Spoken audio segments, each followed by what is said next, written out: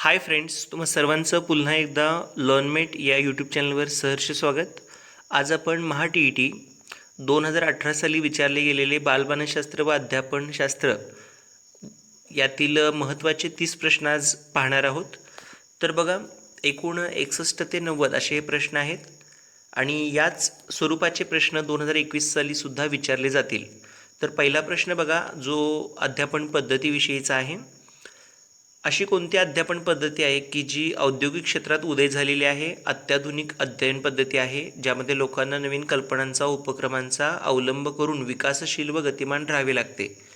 अशी अध्यापन पद्धती आपल्याला शोधायची आहे, तर ती आहे बुद्धिमंथन पद्धती, पर्याय क्रमांक 1. दुसरा जो प्रश्न आहे तो प्रतिमानांच्यावर आधारित आहे. बघा, अध्यापन प्रतिमानं आणि त्यांचे उद्गाता.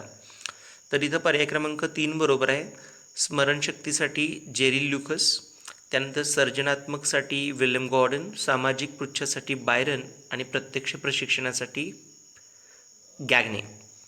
यानंतर 63वा प्रश्न बघा, फ्लँडर्सच्या आंतरक्रिया विश्लेषणाची खालीलपैकी कोणती मर्यादा योग्य आहे?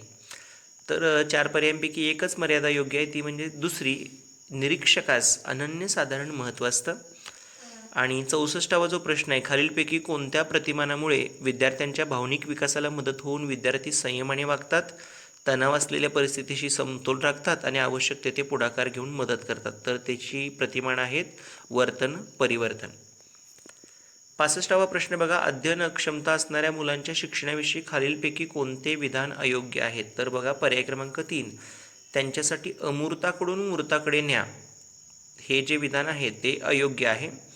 आणि 66वा जो प्रश्न आहे, मूलगामित्व, ओघवतेपणा, लवचिकता आणि उत्पादकता हे जे निर्णायकतेचे घटक संशोधन करून पुढीलपैकी कोणत्या मानसशास्त्रज्ञानं ते मांडलेलं आहे? तर गिलफोर्ड यांनी मांडलेलं आहे. 67वा प्रश्नामध्ये मानसशास्त्र आणि त्यांनी लिहिलेल्या व्यक्तिमत्वाच्या व्याख्या दिलेत बघा तुम्हाला इथं. तर व्याख्या, पहिला ऑप्शन बरोबर आहे. नॉर्मन मनची व्याख्या, व्यक्तिमत्व म्हणजे शरीर रचना वगैरे. वॉलपोर्टची मानसिक यंत्रणांची संघटना म्हणजेच व्यक्तिमत्व. त्यानंतर एमेची आणि ए ट्रॅक्सलरची सुद्धा अ आणि क मध्ये तुम्हाला व्याख्या देण्यात आलेली आहे. तर बघा, 68वा जो प्रश्न आहे, प्रायोगिक पद्धतीविषयी खाली दिलेल्या बाबीतून कोणती बाब अयोग्य आहे? म्हणजे 3 बाबी योग्य आहेत. तर बघा, अयोग्य बाब कोणती आहे? तर प्रयोजकाने प्रयोज्यावर पूर्ण नियंत्रण ठेवणे अनावश्यक आहे, हे अयोग्य आहे. तर तिथं आवश्यक आहे, प्रयोजकानं प्रयोज्यावर नियंत्रण ठेवणं आवश्यक आहे. 69वा प्रश्न बघा, अध्ययन क्रियेतील प्रगतीस खालीलपैकी कोणते विधान सहाय्यभूत ठरत नाही? तर ते विधान आहे, जी गोष्ट शिकायची आहे तिचे अध्ययन पूर्वी काही प्रमाणात झालेले असेल तर ते प्रगतीला अपकारक ठरते, ही चुकीचं आहे. उलट ते प्रगतीला पूरक आहे.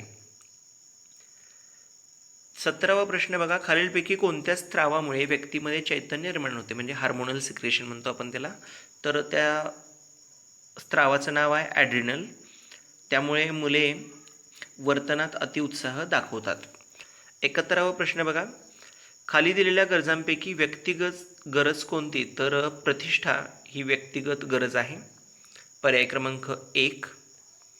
त्यानंतर 72वा प्रश्न बघा, राष्ट्रीय अभ्यासक्रम आराखड्यात ज्ञानरचनावादासंबंधी खालीलपैकी कोणते तत्व समाविष्ट आहे? ज्ञान हे गतिशील नसून स्थितिशील आहे, स्थानिक परिसराचा विद्यार्थ्यांच्या ज्ञानरचनेत फारसा वाटा नसतो, पूर्वानुभवाच्या आधारे विद्यार्थी ज्ञानरचना करतात आणि सांस्कृतिक आंतरक्रियांद्वारे ज्ञानाची निर्मिती होत नाही. तर यातील कोणतं तत्व समाविष्ट आहे बघा? तर पर्याय क्रमांक 3, पूर्वानुभवाच्या आधारे विद्यार्थी ज्ञानरचना करतात. त्यानंतर बघा, एखाद्या कारकुनावर साहेब रागावले तर कारकून साहेबावर रागू शकत नाही, तो घरी आल्यावर बायकोवर रागावतो. हे संरक्षण यंत्रणाचं उदाहरण आहे कोणत्या? तर विस्थापन, म्हणजे वड्याचं तेल वांग्यावर म्हणतो ना आपण, त्या पद्धतीनं इथं एकाचा राग दुसऱ्यावर विस्थापित केला जातो. विस्थापन ही ती संरक्षण यंत्रणा आहे. प्रक्षेपण, प्रतिपूरण, आत्मताडन ह्यासुद्धा संरक्षण यंत्रणाच आहेत, त्यांचा देखील तुम्हाला अभ्यास करावा लागेल. त्यानंतर बघा, 74वा प्रश्न, विद्यार्थ्यांच्या मनातील चिंता, भीती, दडपण, गैरसमज इत्यादी दूर करून त्यांच्या वागणुकीत सुधारणा घडवून आणणे, समायोजन क्षमता वाढवणे, हे कोणत्या पद्धतीने साध्य होतं? तर लक्षात घ्या, मनातील चिंता, भीती, दडपण, गैरसमज ऑलरेडी निदान झालेलं आहे, त्याच्यामुळं त्याच्या वागणुकीत आपल्याला बदल घडवून आणायचा आहे. म्हणजे हे उपचारात्मक मुलाखतीचं उदाहरण आहे, पर्याय क्रमांक 3. 75वा प्रश्न बघा, इयत्ता 7वीमधील 50 विद्यार्थ्यांमध्ये सचिनचा गणितातील गुणानुक्रम चौथा आहे. म्हणजे 50 विद्यार्थ्यांमध्ये तो चौथा आला आहे. तर 100 विद्यार्थ्यांमध्ये म्हणजे शततमक क्रम किती आहे विचारले तर 8वा येणार. तो 50 विद्यार्थ्यात चौथा म्हणजे 100मध्ये तो 8वा येणार. त्यानंतर खाली दिलेल्या विधानांमध्ये कोणते विधान विकास प्रक्रियेचे वैशिष्ट्य आहे? तर बघा, विकास प्रक्रियेत व्यक्ती भिन्नता आढळते, हे विकास प्रक्रियेचं वैशिष्ट्य आहे. याशिवाय जीन पियाजेच्या पुढीलपैकी कोणत्या अवस्थेमध्ये मूल अबोधाचे व संबोधाचे वर्गीकरण करायला शिकते आणि प्रत्यक्ष कृतीतून निष्कर्ष काढावयास शिकते? तर मूर्त क्रियाकाल अवस्था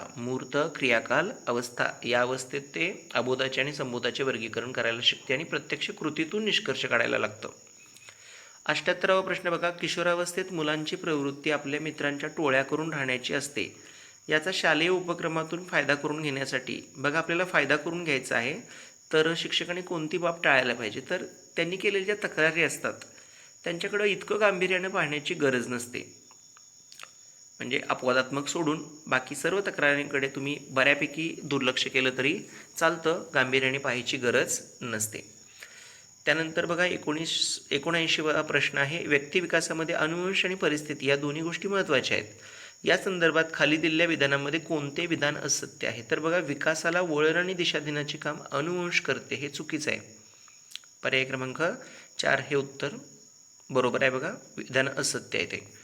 80वा प्रश्न बघा, मानसिक वय हा संबोध म्हणजे बुद्धिमापन क्षेत्रातील बिनेची मोठी देणगी असं बिनेचं कौतुक जे केलेलं आहे याशी संबंधित कोणतं विधान योग्य आहे? तर बघा, सामान्यतः जन्मवयाच्या 16व्या वर्षी मानसिक विकास पूर्णत्वाला पोहोचतो, हे ते विधान योग्य आहे. थॉर्नडाईक यांनी बुद्धिविषयक उपपत्ती मांडताना स्पियरमन यांच्या उपपत्तीवर आक्षेप केलेल्या मतामधील कोणते विधान असत्य आहे विचारले? तर बघा, थॉर्नडाईक किंवा स्पियरमन असतील सगळ्यांच्या उपपत्त्या तुम्हाला बघायलाच पाहिजेत, याशिवाय त्यांचा तुलनात्मक अभ्यास होणं गरजेचं आहे. इथं असत्य विधान आहे बघा, पर्याय क्रमांक 3, बुद्धीचे सर्वसामान्य व विशिष्ट घटक हे शास्त्रीय स्वरूपाचे आहेत. त्यानंतर 82वा प्रश्न, व्यक्तीमध्ये ज्या विविध भावना असतात त्यांचे प्रसंगानुरूप प्रकटीकरण होऊन व्यवस्थापन होणे म्हणजे भावनिक बुद्धिमत्ता, हे जे विधान आहे याविषयी खालीलपैकी कोणते विधान अयोग्य आहे? तर बघा, यामध्ये अयोग्य जे विधान आहे ते पर्याय क्रमांक 4, इतरांच्या भावनाची ओळख होणे अनावश्यक असते, हे विधान चूक आहे. म्हणजेच पर्याय क्रमांक 4 हे विधान अयोग्य आहे. 83वा प्रश्न बघा, खाली दिलेल्या विधानांमध्ये कोणते विधान हे अवधानाचे वैशिष्ट्य नाही? तर बघा, अवधानाची जी वैशिष्ट्य आहेत, पहिलं, दुसरं आणि चौथं हे अवधानाचं वैशिष्ट्य आहे. तर तिसरा जो पर्याय आहे तिथं एखादी व्यक्ती आंतरिक बाबींवर एकाग्र होत नाही असं पाहिजे, व्यक्ती हा शब्द तिथे मिसिंग आहे बघा. तर हा पर्याय क्रमांक 3 अवधानाचं वैशिष्ट्य होऊ शकत नाही. 84वा प्रश्न बघा, संवेदनाची निवड ही चेतकाच्या स्वरूपावर अवलंबून असते. खालील चित्राचा, शेजारच्या चित्राचा जर तुम्ही विचार केलात तर अवबोध होत असताना संवेदनांचे वर्गीकरण कोणत्या प्रकारात, कोणत्या रचनेत होईल? तर बघा, इथं तुम्हाला समीपता दिसून येईल, समीपता. कारण साधर्म्य इथं आपण नाही सांगू शकत, कारण ए बी नाव आहे, सी डी आहे, पॅरलल लाईन आहेत, समांतर रेषा आहेत, त्याच्यामुळं समीपता ही संवेदना तुमच्या जागृत होणार. संवेदनांचा वर्गीकरणाचा प्रकार आहे समीपता, ही जी रचना आहे ती तुम्हाला अवबोधित होईल. 85वा प्रश्न बघा, खाली दिलेल्या विधानामध्ये कोणते विधान धारणेच्या स्वरूपाविषयी समर्थन करत नाही? तर धारणासुद्धा अभ्यास करणं गरजेचं आहे. तर पर्याय क्रमांक 4, एका विषयाचे पठण संपताच दुसऱ्या विषयाचे पठण सुरू केले की धारणा चांगली होते, हे चुकीचं विधान आहे. पर्याय क्रमांक 4. 86वा प्रश्न बघा, खालीलपैकी कोणते उदाहरण निर्मायक विचाराचे नाही? तर पर्याय क्रमांक 3, शिक्षक उद्गामी पद्धतीने शिकवतात. तर हे विधान काय, निर्मायक विचाराचे नाही, नवविचाराचे नाही आहे. त्यानंतर 87वा प्रश्न बघा, खाली दिलेल्या संबोधाविषयीच्या विधानांपैकी कोणते विधान अयोग्य आहे? तर पर्याय क्रमांक 3 बघा, मूळ संबोध स्पष्ट नसतील तरीही पुढचे पुढचे पाहिजे. तर बघा, पुढचे संबोध सहजपणे स्पष्ट होतात, हे चुकीचं विधान आहे. मूळ संबोध स्पष्ट असावे लागतात, मगच आपल्याला पुढचे संबोध स्पष्ट होतात. 88वा प्रश्न बघा, प्रतिमांच्यावर आधारित आहे, प्रतिमांचे प्रकार आणि त्याचं उदाहरण. तर इथं तुम्हाला एक जरी प्रतिमा माहीत असली, उदाहरणार्थ गती प्रतिमा आहे, तर गती म्हणजे वाहनांचा वेग, ही 1 नंबरला क जोडी जरी तुमच्या लक्षात आली तरीसुद्धा तुम्ही पर्याय क्रमांक 3ची निवड करू शकता. 89वा प्रश्न आहे बघा, जेव्हा अध्ययन करता नवीन परिस्थितीमध्ये प्रतिसाद देताना पूर्वानुभवांचा उपयोग करतो, तसेच नवीन नवीन परिस्थितीशी साधर्म्य असणाऱ्या जुन्या परिस्थितीत दिलेला प्रतिसाद तो नवीन परिस्थितीत देतो, तेव्हा थॉर्नडाईकच्या कोणत्या उपनियमाचा वापर केला जातो? तर बघा इथं प्रतिक्रियांच्या समानतेचा नियम, म्हणजे पर्याय क्रमांक 2 बरोबर आहे. आणि शेवटचा प्रश्न, डॉक्टर आर्मस्ट्रॉंग यांनी मांडलेली आणि शास्त्र आणि विज्ञान या दोन्ही विषयासहित तर्कशास्त्रासाठी देखील उपयोगी पडणारी पद्धती कोणती? तर ती पद्धत आहे संशोधन पद्धती. तर असे आपले 90 प्रश्न पूर्ण झालेत बघा. हा व्हिडिओ आवडला असेल तर नक्कीच लाईक करा, शेअर करा. नवीन असाल तर चॅनलवरती तुम्ही चॅनल सबस्क्राईब